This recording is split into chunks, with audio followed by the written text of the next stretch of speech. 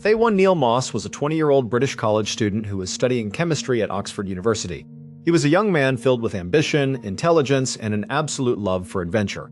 He was highly athletic, very strong, and possessed a deep passion for exploring the unknown. To his family and classmates, Neil was someone who always wanted to push the boundaries of what was possible. He did not want to spend his life sitting in a comfortable classroom or working in a quiet laboratory. He wanted to experience the raw, untouched parts of the Earth. And in the late 1950s, there was no better way to find that kind of pure adventure than by exploring the deep, unmapped cave systems of England. Neil was a dedicated member of the British Speleological Association, which was a group of passionate, amateur cave explorers who spent their weekends searching for undiscovered passages hidden deep beneath the English countryside. On Sunday morning, March 22, 1959, Neil and his group of caving friends traveled to the historic village of Castleton, located in the rugged northern region of Derbyshire, England. Their destination for the day was a massive and legendary underground network known as Peak Cavern. Now, Peak Cavern was not just some ordinary local cave. It was one of the largest, deepest, and most complex cave systems in the entire country. For hundreds of years, people had been drawn to its immense scale. The entrance to the cave was so vast that during the 18th and 19th centuries, an entire community of rope makers had actually lived inside it. They built small houses, raised families, and worked inside the damp, cool mouth of the cavern, utilizing the natural humidity to keep their hemp ropes strong. Later on, because the cave system was so sprawling and filled with secret passages, it became a notorious hideout for bandits, thieves, and outlaws who wanted to disappear from the law. By the time 1959 rolled around, most of Peak Cavern had been thoroughly explored and mapped out by professional geologists and experienced spelunkers. But in the world of caving, there is always the hope of finding something new. There is always the chance that behind a pile of fallen rubble or inside a hidden crevice, a brand new passage is waiting to be found.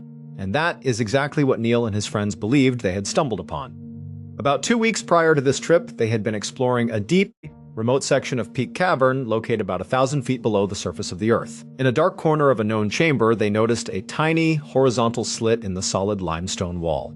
The opening was incredibly small, measuring only about 18 inches high and 24 inches wide. To a normal person, this looked like nothing more than a minor crack in the stone. But to Neil and his friends, it looked like a gateway to potential history. They had a theory. They believed that if someone could squeeze through this tiny opening and navigate whatever lay behind it, the narrow tunnel might eventually open up into a massive, completely undiscovered underground chamber. In the caving community, finding a new chamber is the ultimate achievement. The first person to step foot inside a newly discovered cavern gets the honor of having it named after them. Their name is written onto the official geological maps for future generations to see.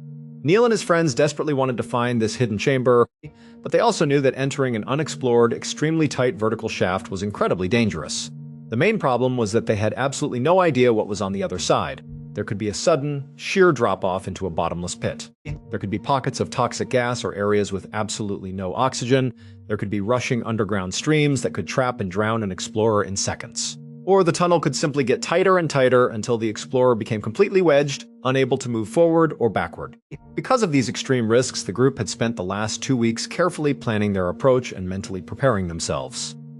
Now, on this Sunday afternoon, they were finally standing in the cool, damp air of Peak Cavern, staring directly at the small, dark opening.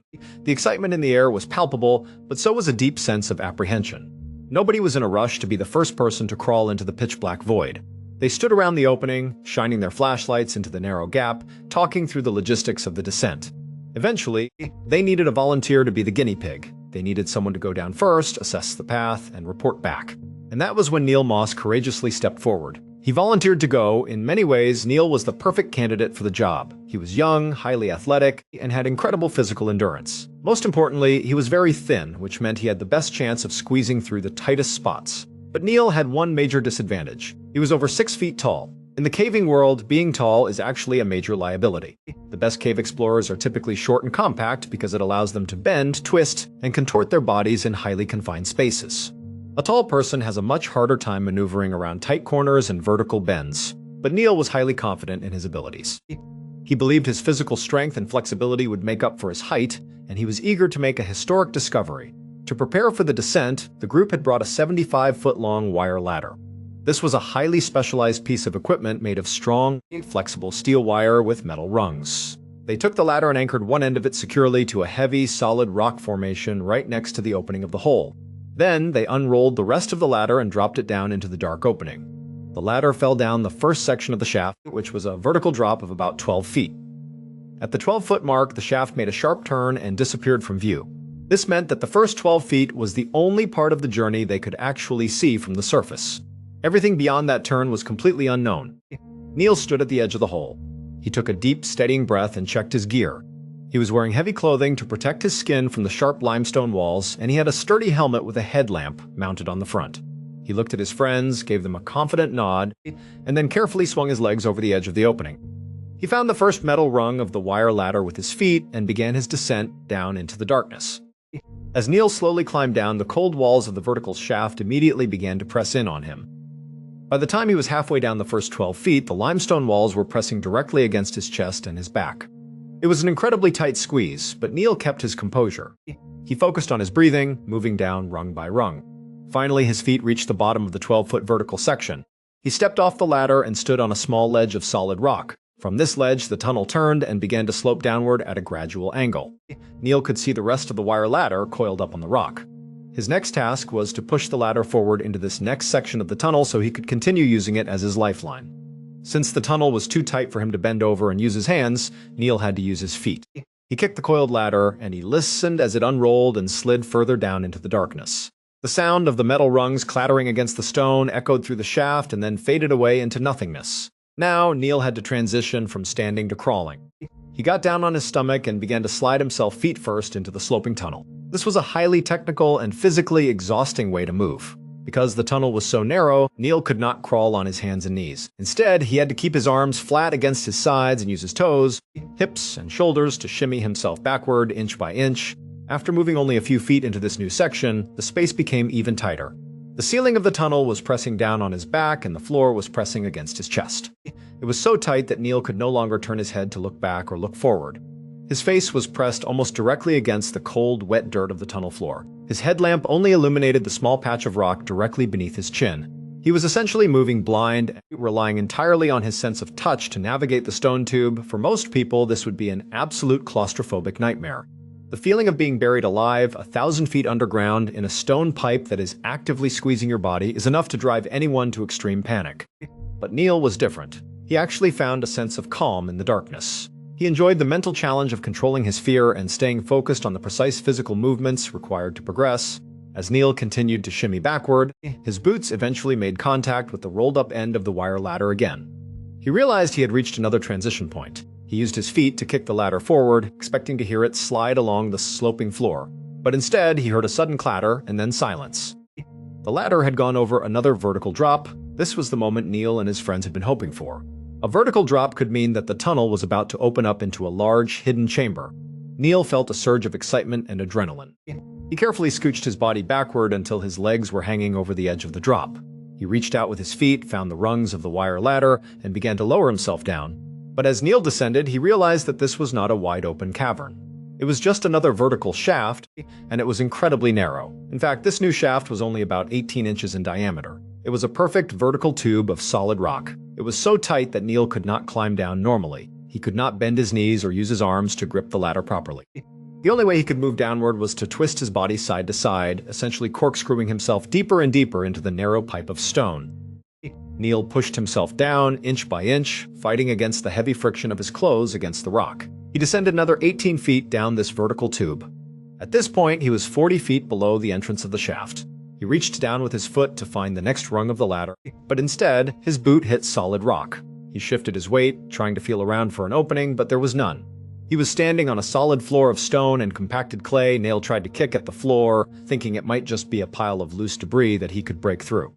But after several hard stomps, the floor did not budge. It was solid limestone. The tunnel was a dead end, there was no secret cavern, no grand discovery, and nothing to name after himself. It was just a cold, tight, empty hole 40 feet deep. Neil felt a wave of disappointment, but he also felt a sense of relief. The physical exertion of getting down to this point had been immense, and he was completely exhausted. He decided it was time to head back up to his friends, get some fresh air, and warm up.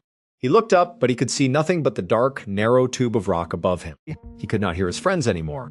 The twists and turns of the tunnel had completely muffled any sound from the surface. Neil prepared to climb back up.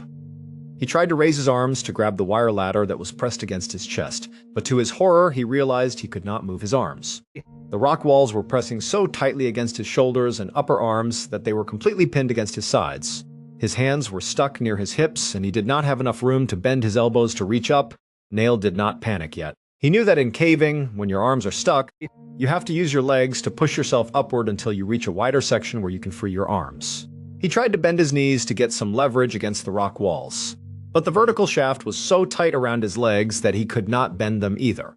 He was completely straitjacketed by the stone. Neil tried to wiggle his body, attempting to use the same corkscrew motion he had used to get down. But moving upward against gravity is infinitely harder than sliding downward with it. Every time he tried to push upward, his clothing caught on the sharp limestone projections, holding him firmly in place. He was completely wedged. It was at this moment that Neil realized he was in serious trouble. He was 40 feet down an unexplored shaft, entirely alone in the pitch black, and physically incapable of moving a single inch. He needed his friends to pull him out. He began to shout as loudly as he could, hoping his voice would carry up the shaft. He yelled for help, telling them he was stuck and could not move. Up on the surface, Neil's friends had been waiting patiently. But as the minutes ticked by and they heard no communication from Neil, they began to worry. They called down into the hole, but they only received faint, muffled echoes in return. They decided to pull on the wire ladder, hoping to signal to Neil or to feel his weight as he climbed back up. But when they pulled on the ladder, it did not budge. They pulled harder, but the ladder was completely solid, as if it were bolted to the bottom of the cave. What they did not know was that when Neil had stomped on the floor of the shaft to check for a continuation, he had accidentally jammed the bottom of the ladder into a tight crevice. To make matters worse, the vibrations from his stomping had dislodged loose rocks from the shaft walls, and those rocks had fallen down, burying the bottom of the ladder and pinning it in place. Because the ladder was now anchored at both the top and the bottom, it was completely taut. Neil's body was wedged tightly between the wire ladder and the rock wall of the shaft. This meant that even if his friends used all their strength to pull on the ladder from the surface, they were only pulling the ladder tighter against Neil's body, further pinning him in place. Realizing that something was terribly wrong, Neil's friends knew they could not get him out on their own. The situation was rapidly turning into a life-or-death crisis. In these deep, confined cave passages, the air does not circulate. A human being trapped in a small, sealed space will quickly consume the available oxygen and replace it with carbon dioxide. It was a race against time. 2 members of the group immediately scrambled out of Peak Cavern to find a telephone and call for help. Within a few hours, the quiet village of Castleton was flooded with emergency vehicles. The call had gone out to the Mountain Rescue Association, local police, and even a team of professional coal miners who were experts in underground extraction. Over 200 volunteers and rescue professionals descended into Peak Cavern, carrying ropes, lights, oxygen tanks, and medical equipment. At first, the atmosphere at the rescue site was highly optimistic. Everyone believed that with enough manpower and the right equipment, they would be able to pull Neil out of the hole in no time. Neil himself was still conscious and relatively positive. He could hear the muffled sounds of the rescue operation starting up 40 feet above him. He even managed to call out a few jokes to the rescuers, asking them what was taking so long and joking about how he was getting hungry, but as the hours began to drag on, the optimism began to fade. The rescuers quickly realized just how difficult this operation was going to be. The opening of the shaft was so small that they could not get any heavy machinery or lifting tripods near it. Everything had to be done by hand. They tried lowering ropes with loops at the end, hoping Neil could somehow slip his arms through them. But Neil could not move his hands to grab the ropes. Furthermore, the air quality in the shaft was deteriorating rapidly. Carbon dioxide is heavier than oxygen, meaning it naturally sinks to the lowest point of any closed space. Since Neil was at the very bottom of a vertical, dead-end tube, the carbon dioxide he was exhaling was pooling around him, slowly suffocating him. To combat this, the rescuers set up a small pump and began feeding a long rubber tube down into the shaft to pump fresh oxygen directly to Neil. But the tube was difficult to maneuver through the tight twists and turns of the passage, and it was unclear how much oxygen was actually reaching him. The rescuers knew they had to send a person down into the hole to physically free Neil. But this was an incredibly dangerous proposition. The shaft was so narrow that any rescuer who went down ran a very high risk of getting stuck themselves, which would block the only airway and make the situation twice as bad. Despite the risk, several small state rescuers volunteered to go down. One by one, they descended into the dark, narrow pipe.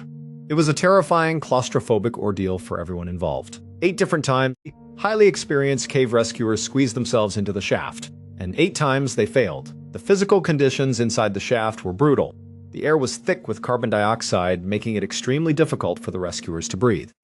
Some of them began to feel dizzy and disoriented before they even reached Neil, forcing them to scramble back up to avoid passing out.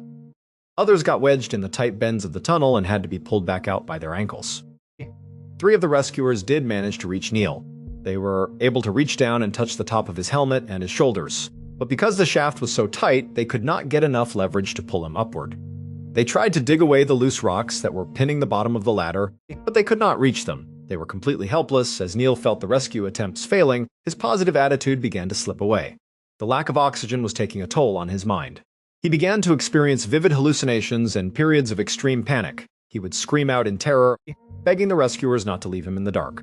Then he would fall completely silent for long stretches of time, drifting into unconsciousness. By the time the 8th rescuer was pulled back up, the situation had become desperate. From the depths of the hole, a horrifying sound began to echo up to the surface. It was the sound of Neil gasping for air. It was a wet, heavy, labored sound that made it clear his lungs were failing. He was slowly suffocating and his body was beginning to shut down. At around 7 in the evening, after Neil had been trapped for nearly 4 hours, the rescue team decided to try a new, highly dangerous strategy. They found a very small, slender civilian volunteer who was willing to go down into the shaft with a heavy rope. His mission was to get the rope securely fastened around Neil's chest and shoulders so that the team on the surface could use their combined strength to pull him out by force. The young volunteer bravely lowered himself into the dark tube. He managed to navigate the tight squeezes and reached the unconscious Neil. Working in the cramped, oxygen-deprived space, the volunteer managed to loop the thick rope under Neil's arms and around his chest. He signaled to the surface that the rope was secure and that they should begin to pull. Up top, a team of strong men gripped the rope. They began to pull with all their might. Slowly, agonizingly, Neil's body began to move upward. The volunteer down in the shaft watched as Neil was dragged about 18 inches up the vertical tube, but suddenly the volunteer yelled for them to stop. The immense tension on the rope was pulling directly against Neil's chest. Because of the angle of the shaft, the rope was acting like a tourniquet around his ribcage, crushing his chest and completely preventing his lungs from expanding. Neil's face turned deep blue and he stopped breathing entirely. If they kept pulling, they would suffocate him to death right there in the shaft.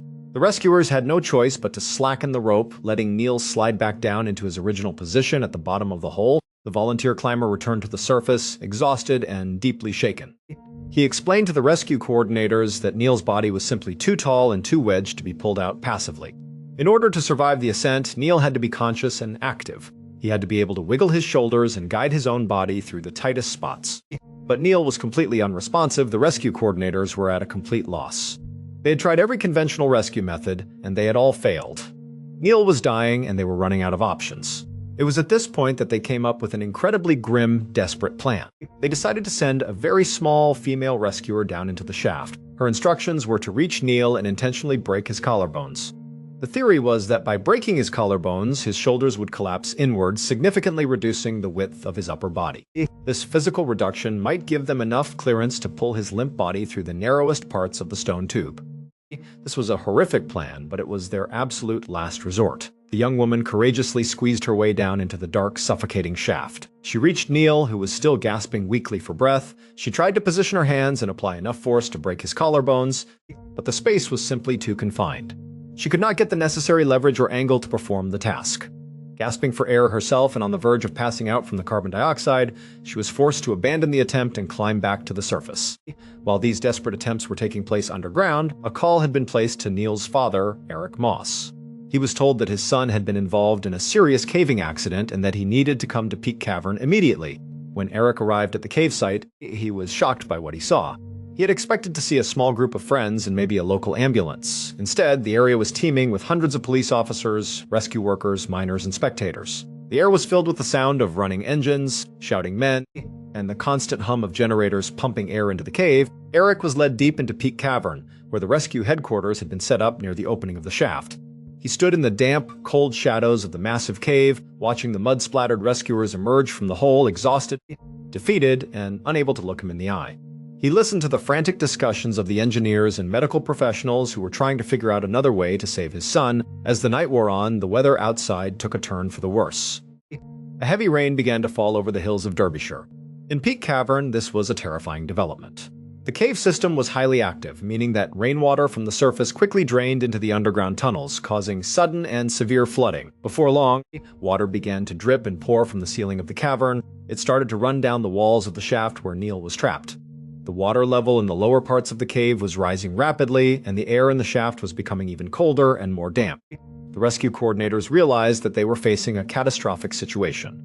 If the flooding got any worse, the rescuers down in the shaft would be drowned and the entire rescue site could be cut off. They had to make a heart-wrenching decision. They had to order everyone to evacuate the lower sections of the cave and retreat to safety. For Eric Moss, this was the ultimate nightmare. He had to stand there and watch as the rescue workers packed up their gear, turned off the lights, and walked away from the hole, knowing that his 20-year-old son was still down there, alive, cold, and completely alone in the dark, with water pouring down on top of him. The rain eventually subsided, and at around 3 in the morning on March 24th, approximately 36 hours after Neil had first entered the hole, a small team of rescuers was finally able to descend back into Peak Cavern. The floodwaters had cleared, and they approached the dark opening of the shaft with heavy hearts. They knelt by the edge of the hole and listened. To their absolute astonishment, they could still hear a sound coming from 40 feet below. It was Neil. He was still alive. Against all mathematical and medical odds, his heart was still beating and he was still fighting for his life, but the sound of his breathing was incredibly weak and irregular. It was clear to everyone present that Neil was in the final stages of active dying. His body had been subjected to freezing temperatures, wet conditions, a near-total lack of oxygen, and toxic levels of carbon dioxide for over a day and a half. He was completely unresponsive and far beyond the point of rescue. The rescuers and a medical doctor sat in silence around the edge of the dark hole. They listened as the faint, ragged gasps grew shallower and further apart. They could do nothing but offer their silent presence in the dark cavern. Finally, after what felt like an eternity, the faint sound of breathing stopped altogether. The shaft fell completely silent. The doctor waited for a significant amount of time to ensure there was no chance of resuscitation, and then he officially declared Neil Moss dead. Once the rescue operation officially transitioned into a recovery operation, the team began to discuss how they were going to get Neil's body out of the shaft. But as they looked at the logistics, they realized that recovering the body would be just as dangerous, if not more dangerous, than the rescue attempts had been. They would have to send multiple people down into the highly unstable, narrow tube, exposing them to the same risk of entrapment and suffocation. It was at this point that Eric Moss, who had remained at the cave throughout the entire ordeal, stepped forward. He had watched these brave men and women risk their lives over and over again for 36 hours to try and save his son. He had seen them come out of the hole gasping for air, covered in mud and blood, bruised and defeated. Eric looked at the rescue coordinators and told them to stop. He said that he did not want anyone else to risk their lives or lose their family members just to retrieve a lifeless body. He made the incredibly difficult, selfless decision to leave his son's body where it was. The decision was respected by the authorities and the caving community. Once they were absolutely certain that Neil had passed away, the rescue team took heavy rocks from the surrounding cavern and packed them into the opening of the shaft. They completely filled the narrow tube, sealing Neil Moss inside his final resting place 1,000 feet below the surface of the Earth. In the years that followed, the caving community chose to honor the memory of the young chemistry student who had lost his life in pursuit of discovery. The previously unnamed tunnel system where Neil died was officially named Moss Chamber. It remains a somber monument to this day, a place where cavers from all over the world come to pay their respects to a young man who died doing what he loved. But the story of Neil Moss is not just about a tragic accident. It is a story that forces us to look at the very nature of human limits and the incredible bonds of family and rescue. When we think about the final hours of Neil's life, we are left with a haunting image of a young man trapped in the silent, dark heart of the earth, and a father who had to make the ultimate sacrifice of leaving his son behind in order to protect the lives of strangers. It is an emotional weight that lingered with Eric Moss for the rest of his days, and it remains one of the most poignant and heartbreaking moments in the history of wilderness rescue. As we look back at the events of that cold March weekend, we are reminded of the sheer unpredictability of nature. Peak Cavern, with all its beauty and history, became a tomb for a young man who only wanted to see what was beyond the dark. The courage of the rescuers, who went down into that suffocating pipe of stone 8 separate times, speaks to the incredible depth of human empathy and the willingness to risk everything for a stranger. And the grace of a father, who in his deepest moment of grief chose to save others rather than demand the return of his son, stands as a quiet, powerful testament to the strength of the human spirit.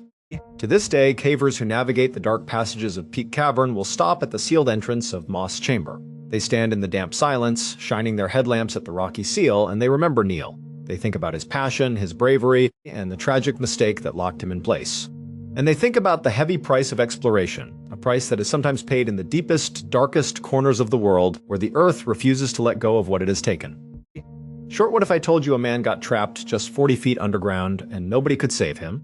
In 1959, 20-year-old explorer Neil Moss crawled into a tiny, unexplored cave in England, hoping to discover a hidden chamber. Instead, he found a dead end. When Neil tried to leave, he realized something terrifying. He couldn't move. The narrow tunnel had locked his body in place. More than 200 rescuers rushed to help. Some even reached him. Then came the twist. A rescue rope managed to move Neil 18 inches, but it began crushing his chest, forcing the team to stop.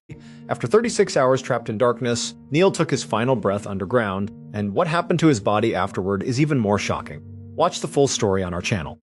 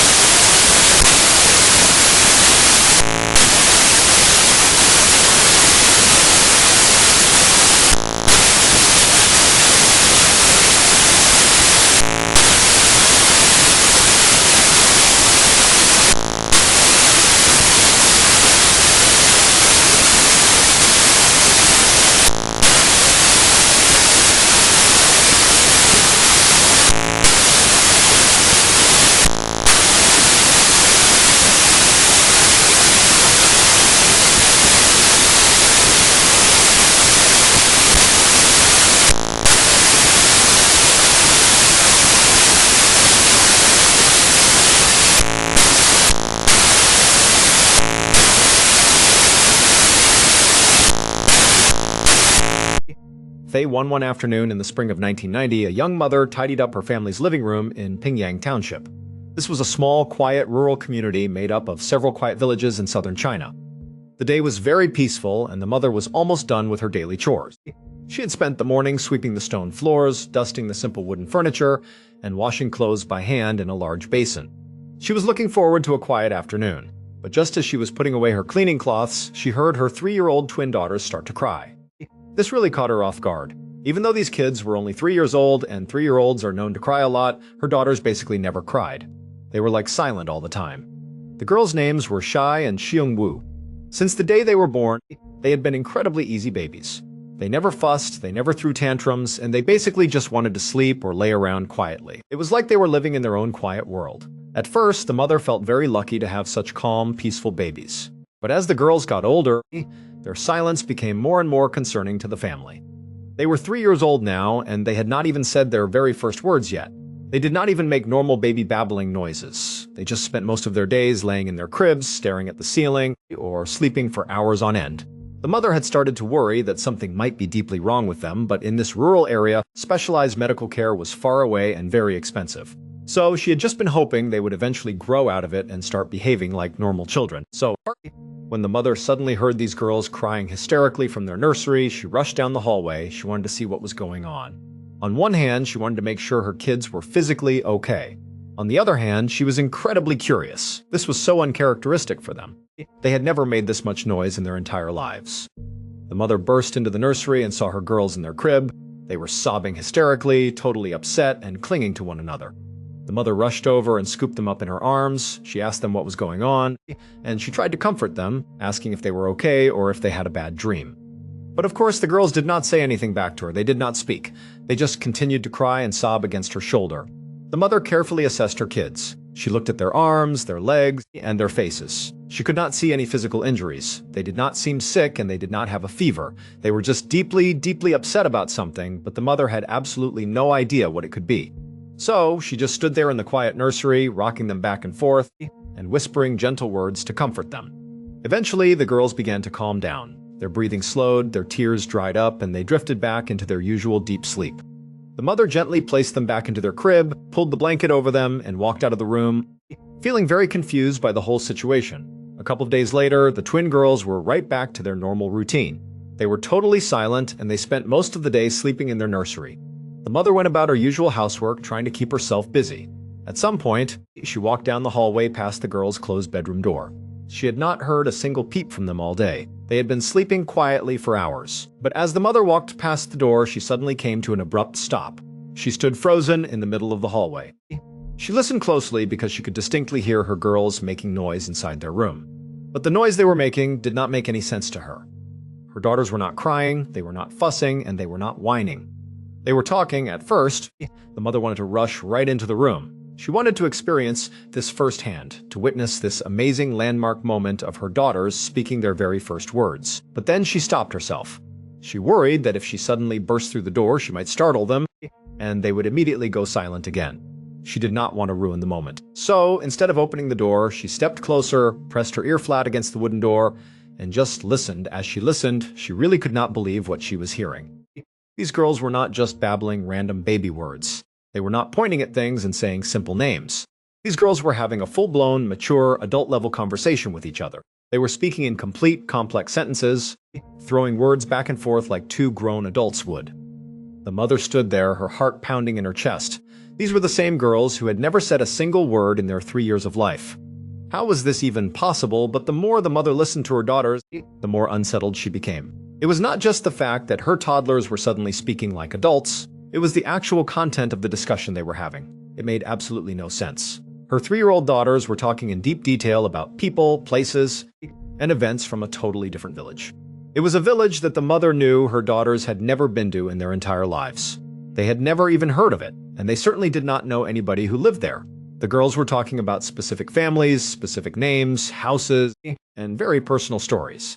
Now, in basically any other part of the world, if a mother suddenly heard her 3-year-old twins, who had never said a single word before, suddenly having adult-level conversations with each other about people and places they could not possibly know about, she would probably panic. She would probably call a doctor, a scientist, or a psychologist immediately. But this mother lived in Pingyang Township, and that meant when she heard what her daughters were saying, as alarming as it was, she actually did know what was going on. Pingyang Township has a very strange and unique secret. That secret is that of the approximately 7,000 residents who live in this small rural area, over 100 of them claim to be the reincarnated spirits of people who have died traumatic deaths. And this is not just some wacky thing that a few people say to get attention. In Pingyang Township, it is not just those 100 people who believe they are reincarnated. The entire community, all 7,000 some odd people, 100% believe that these people truly are reincarnated. It is a completely accepted part of their daily life and culture. And so how this actually plays out in real life is very fascinating. Periodically, these reincarnated folks will go up to a non-reincarnated person in the township and make claims based on their past lives. For example, a reincarnated person might approach a neighbor and claim that in their past life, that neighbor's family owed them a large debt. They will ask to be paid back. And the crazy thing is, these non-reincarnated families will actually look through their old records, realize the story matches up, and they will pay the debt without any hesitation. In other cases, there have been physical fights and intense arguments because a reincarnated person approached someone and claimed that in a previous life, that person's relatives had insulted or wronged them. They will demand an apology or a fight right then and there, and the community views this as completely normal and justified. But the interactions between the reincarnated and the non-reincarnated people are not just about conflict and debts. In fact, there have been a lot of major life decisions made in this township designed very specifically to avoid conflict and maintain peace between the residents. For example, there was a little boy in the town who began to claim that he was the reincarnated spirit of a pig. He said he had been raised and eventually butchered in the town. He went as far as to identify the exact local butcher who had slaughtered him when he was a pig. When the local butcher heard about this, he did not get angry or call the boy crazy. Instead, to make sure he was not offending this boy, or potentially offending other residents who might be the reincarnated spirits of other animals he had slaughtered in the past, the butcher made a massive decision. He shut down his entire butchering business. He just said he did not want to cause any offense or bad, and he would find something else to do with his life. So, when this mother stood in the hallway, listening to the sound of her twin girls having this highly detailed, adult-level conversation about people and events from a neighboring village, as shocking as it was, she instantly understood what was happening. Because she lived in Pingyang, she knew the only possible way her girls could have this information and be able to speak so perfectly was if they were reincarnated spirits. So, this mother did what she thought was the right thing to do. She did not call a doctor and she did not panic. Instead, she decided to get the word out. She began talking to her neighbors, her family, and people throughout the township, letting them know that her twin daughters were actually reincarnated spirits who had finally started speaking. The mother's hope was that perhaps the families of the deceased people her daughters were talking about in their room were still alive. She hoped they would hear about this, recognize the details, and want to come to her home to meet their loved ones who were now living inside the bodies of her young daughters. Sure enough, less than a week after the mother got the word out, a man and a woman she had never seen before came knocking at her front door. They had traveled from the neighboring village. When the mother opened the door and let them inside the house, something incredible happened. The twin girls immediately looked at them and recognized them. One of the twins ran up to the woman and said that this was her mother from her previous life. The other twin ran to the man and identified him. Then, these two little 3-year-old girls sat down and went on to tell an unbelievably complicated and sophisticated story. They explained that in their previous life, they were not actually sisters at all. Instead, they had been best friends who lived in the neighboring village. They had faced very difficult times and intense emotional struggles, and approximately 1 month before they were reborn in the bodies of these twin girls, they had made a tragic pact. They had taken their own lives together. The twins continued to talk to this man and woman for a very long time. They gave highly specific details about the neighboring village, describing the streets, the houses, and the families. Again, these were places these toddlers had never physically been to in their lives. The girls also shared very intimate, private details about the lives of the two teenage girls, things that only the teenagers and their parents would know. They even described exactly what happened to them when they took their own lives, and they gave the exact coordinates and description of where their bodies had been found by the local search parties. At some point during this conversation, the biological mother of the twins turned to the visiting man and woman. She asked them if the details the girls were giving were actually accurate, and if this was all true. The man and woman, who were crying, nodded their heads and said, "Yes, every single detail they are giving is completely true." Then the twins turned to their biological mother. They decided to answer the questions she had been wondering about for years. They told her that the reason they had remained completely silent up to this point was because they were trying very hard to keep their reincarnation a secret.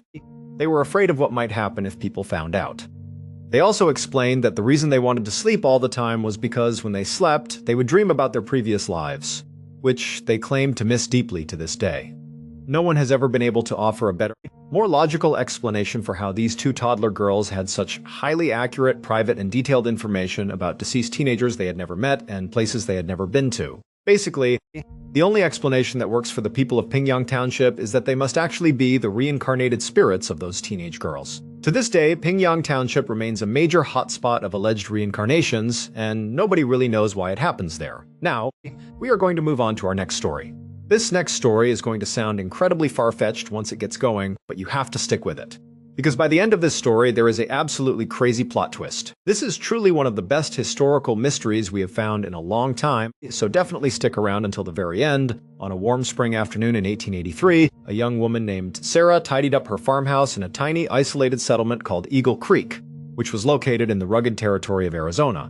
While Sarah was busy cleaning up the inside of the house, her sister Elizabeth grabbed a heavy wooden bucket and headed outside. She walked down the path to get some fresh water from their outdoor natural spring. Sarah and Elizabeth actually lived together in this small timber farmhouse along with their respective husbands and their children. The American West at this time was an incredibly sparsely populated, wild, and dangerous place. Because of the constant threats from the harsh environment and outlaws, it was not uncommon for families to band together and share a home like this for safety. While the two husbands spent their long days out on the dry range, herding the sheep and working the rugged land, Sarah and Elizabeth stayed back to look after the home and take care of their collective 4 young children. On this particular afternoon, as Elizabeth was outside gathering water, Sarah continued her house chores. She kept one eye on the 4 children who were playing quietly in the main room, making sure they were safe and behaving. But all of a sudden, the quiet afternoon was shattered. The family's large guard dogs, who were leashed up outside near the barn, began to bark incredibly aggressively. For Sarah, this was immediately alarming. The dogs were usually very docile, friendly, and spent most of their days sleeping in the shade. They rarely made any noise at all. So, hearing them bark with such intense fury and fear meant that something was definitely happening out there. Sarah quickly told the children to stay exactly where they were and not to move. She rushed to the front door, opened it, and stepped out onto the wooden porch to see what had set the dogs off. Once she was out on the porch, Sarah immediately began scanning the wild landscape in front of her. To her left and to her right, there was nothing but the usual rocky scrub, dry brush, and dirt. But right in front of the farmhouse, there was a large, steep, sandy hill. This hill was so big that it completely obscured their view of the trail leading off into the distance. Sarah noticed that the dogs, who were pulling hard against their leashes in the front yard, were staring directly at the top of that sandy hill, growling and barking frantically. At first, Sarah could not understand what they were barking at. She stared at the hill, looking for any sign of a coyote, a stray cow, or maybe a traveler, but there was absolutely nothing there. But then, as she continued to watch the top of the hill, she saw something emerge over the crest. A massive, terrifying creature began to slowly make its way down the hill, heading directly toward her house. It was a giant 4-legged beast with thick, matted red fur.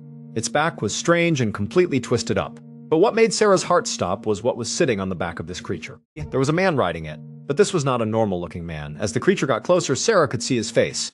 It was horrific and sunken, with dry skin clinging to the bones. The man's mouth was twisted into a massive, unnatural, toothy grin.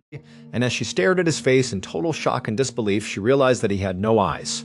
There were just dark, empty sockets staring back at her. Sarah was a deeply religious woman who spent her evenings reading her Bible by candlelight. As she stood on the porch, watching this massive red beast and its eyeless, grinning rider charge directly toward her, her mind went to the darkest place possible. She became absolutely convinced that she was looking at the literal devil. She believed the devil was riding this red monster of the apocalypse, and he was coming to claim her and her young family. Instinctively, panic took over. Sarah turned around, bolted back inside the farmhouse, and slammed the heavy oak door shut. She quickly dropped the wooden latch into place, and then, using all of her strength, she dragged the heavy wooden kitchen table across the floor and wedged it tightly against the door to barricade it. She then rounded up the 4 terrified children, pulled them into the corner of the kitchen, and huddled over them. She covered their ears and began praying to God at the top of her lungs, begging him to save them from the evil outside. But as she was praying, a sound cut through the air. It was a loud, blood-curdling scream coming from somewhere outside. Sarah froze. She knew that scream. It was far too human to be coming from the devil or the red creature. It was the sound of a woman in absolute terror. Sarah instantly realized that the scream was coming from her sister, Elizabeth, who was still out by the water spring. But Sarah was so paralyzed by her own fear, and she felt such a deep responsibility to protect the 4 young children huddled beneath her, that she simply could not bring herself to move. She could not leave the safety of the barricaded house. So, instead of running outside to try and save her sister, she just squeezed the children tighter, closed her eyes, and continued to pray. She hoped and prayed that Elizabeth would somehow survive whatever was happening outside. Hours passed. Sarah remained huddled in the corner of the barricaded kitchen, holding the children and listening to the silence. Elizabeth had not made another sound, and she had not returned to the house. Sarah felt an immense weight of guilt and horror. She wanted desperately to go out and look for her sister, but she was still too terrified of the grinning devil that she believed was waiting for her in the shadows. But just then, she heard the sound of heavy footsteps walking onto the wooden porch. Then, she heard the front doorknob turn. The door rattled as someone pushed hard against it, but the heavy kitchen table held the door firmly in place. Sarah's heart jumped into her throat. She thought the devil had finally come back to get them. She and the children began to scream in terror, but then, through the thick wooden door, Sarah heard the sound of two very familiar voices calling out. It was the voices of her husband and Elizabeth's husband. They had finally returned from their long day of herding sheep, and they were confused as to why the house was completely locked up. They called out, asking what was going on and demanding to be let inside. A massive wave of relief washed over Sarah. She rushed to the door, shoved the heavy kitchen table out of the way, threw open the latch, and flung the door wide. She immediately burst into tears, sobbing hysterically.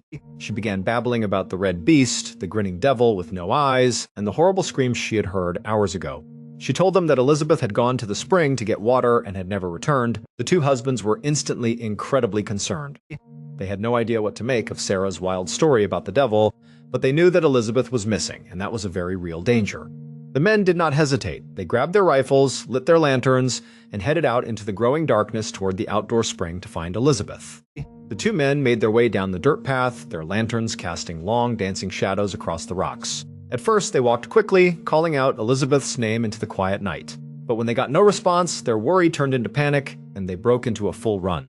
As they rounded the corner and arrived at the natural spring, they stopped. There, lying face down in the wet mud, was Elizabeth. There was blood all around her, and she was completely motionless. Elizabeth's husband rushed over and collapsed beside her, weeping over her body. But it was too late. Elizabeth was dead. While Elizabeth's husband mourned, Sarah's husband rode his horse at a gallop into the nearest town to fetch the local coroner so they could find out what had happened to her. To the two husbands, the cause of death seemed fairly obvious. There were massive, deep animal tracks and hoofprints pressed into the mud all around Elizabeth's body. It looked like she had been violently trampled to death. The coroner eventually arrived at the scene and began his investigation.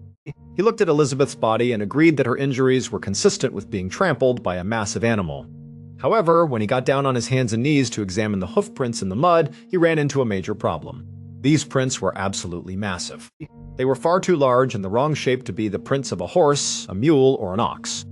The coroner literally told the family that he could not say she was killed by a horse because whatever animal made these tracks was something completely different. The coroner then spoke with Sarah to get her statement. Sarah described the entire event in detail. She told him about the massive red creature that came over the hill and the terrifying, eyeless, grinning man riding on its back. She insisted that the devil himself had trampled her sister to death. Now, the coroner agreed that Elizabeth had likely been trampled by a giant, powerful beast. But he absolutely did not believe the supernatural details of Sarah's story. He did not believe that the literal devil was riding a monster through the Arizona desert, but because he could not identify the animal tracks, and he could not find any other logical explanation, the coroner ultimately decided to list Elizabeth's official cause of death as unknown, but the coroner's doubts did not stop the rumors from spreading. Word of the incident quickly traveled from ranch to ranch, saloon to saloon, across the entire Arizona frontier. Before long, basically everyone living in the territory had heard the terrifying story of the devil and the red beast. The locals even gave the creature and its rider a nickname. They called them the Red Ghost. Still, most people who heard the stories figured it was just a myth. They thought it was an exaggeration, a scary story told around campfires, or just some local lore passed around by superstitious settlers. But over the next few years, sightings of the so-called Red Ghost became much more frequent, and they became much more strange. Campers sleeping deep in the Arizona wilderness began reporting terrifying encounters. They claimed that in the dead of night, a giant red creature would suddenly charge out of the darkness and trample directly over their tents, destroying their gear and scattering their horses into the desert. One group of prospectors claimed they woke up to see a towering figure standing over their campfire, its skeletal face grinning at them in the moonlight before it vanished into the brush. One day, a brave cowboy actually managed to get close to the creature. He was riding his horse through a rocky canyon when he spotted the red ghost grazing on some dry brush. Hoping to capture the beast and solve the mystery, the cowboy readied his lasso. He rode up close, swung his rope, and successfully threw it around the creature's neck. But the red ghost did not react like a normal wild horse. It let out a deep, terrifying roar, turned and bolted with incredible speed and power. The force was so immense that the cowboy's horse was nearly pulled off its feet, and the cowboy himself was dragged from his saddle. He was scraped and bruised against the rocks, and he had to quickly let go of the rope to save his own life. The red ghost disappeared into the desert, still wearing the cowboy's rope. Stories like this continued for an entire decade. The legend of the red ghost grew larger and larger until one morning in 1893. A farmer named Harrison, who lived in eastern Arizona, happened to look out his window early in the morning. He was checking on his crops, and there, standing right in the middle of his turnip patch, was the red ghost. Harrison had heard all the rumors and stories about the red ghost over the years. He had already made up his mind about exactly what he would do if he ever came face to face with the legendary monster. He was going to shoot it. Harrison did not hesitate. He quietly grabbed his loaded Winchester rifle, walked over to the window, and aimed it right at the beast. He took a deep breath, squeezed the trigger, and fired. The loud gunshot echoed across the valley, and the red ghost collapsed to the ground, falling right in the middle of the turnip patch. Once he was sure the creature was down and no longer moving, Harrison ran outside. He hurried over to the turnip patch, eager to finally see what the heck this monster actually was. He wanted to see what had been terrorizing the Arizona territory for the last 10 years. But when he got to the carcass and looked down, he realized that all of the supernatural stories and legends had been completely wrong. It turned out that the red ghost was not some mythical monster from another world. Instead, it was a combination of two very real, very mortal beings. The first of these beings was a creature that if you saw it today, you would recognize it instantly. But for the average settler living in Arizona in the late 1800s, they would have had absolutely no way of knowing what it was, because they had never seen one before. The beast had thick red fur, a long neck, and a large humped back. It was a camel. It turns out that back in the 1850s, a man named Jefferson Davis, who was the United States Secretary of War at the time, decided to launch a unique military experiment. He believed that camels would be much better suited for hauling heavy military supplies through the dry, arid deserts of the American Southwest than horses or mules. So the military imported dozens of camels from the Mediterranean and created what was known as the U.S. Camel Corps. The experiment was actually quite successful at first, but when the American Civil War broke out, the military abandoned the project. Many of the camels were sold off, but several of them either escaped or were simply released into the wild. These camels managed to survive, adapt, and roam freely through the harsh deserts of Arizona. This explained the giant red beast, and it also explained the massive, soft, two-toed hoofprints that had baffled the coroner at the scene of Elizabeth's death. But the camel alone was not what had terrified the settlers of Arizona and created the legend of the red ghost. What really created the terrifying legend was the rider. When Sarah had looked out from her porch 10 years prior, she had seen a rider on the camel's back. She had seen a face with no eyes and a massive, terrifying, toothy grin, and she believed it was the devil. But she was actually right about one thing. It was a human being. The rider of the camel was a real man. But he was not riding the camel willingly. He was a decomposing human corpse. It turned out that at some point, many years prior, this man had been placed on the camel's back. His body had been incredibly tightly bound and lashed to the heavy wooden saddle using thick leather thongs and ropes. We do not know who this man was, and we do not know how he died. Some historians believe he may have been a soldier, a prospector, or a traveler who had been captured by bandits or hostile forces, and he had been tied to the wild camel as a form of execution or torture, and then the beast was set loose in the desert. Because the leather ropes were wrapped so tightly around his arms, legs, and torso, when the man eventually died, his body did not fall off. He remained held in an upright, seated position on the camel's back. As the camel wandered the desert for years, searching for food and water, the hot sun and scavenging birds did their work. The man's flesh and eyes slowly rotted away, exposing his skull. This left him with empty eye sockets and a permanent, wide, skeletal grin where his lips had peeled back. For 10 long years, this wild camel had roamed the hills of Arizona, carrying the skeletal remains of this unknown rider. To anyone who saw them from a distance in the desert heat, it looked exactly like a terrifying supernatural demon riding a red monster. Today, the story of the red ghost remains one of the most famous and bizarre pieces of folklore in the history of the American West. In fact, if you ever travel to the small town of Quartzsite, Arizona, you can find a permanent stone monument topped with a metal silhouette of a camel.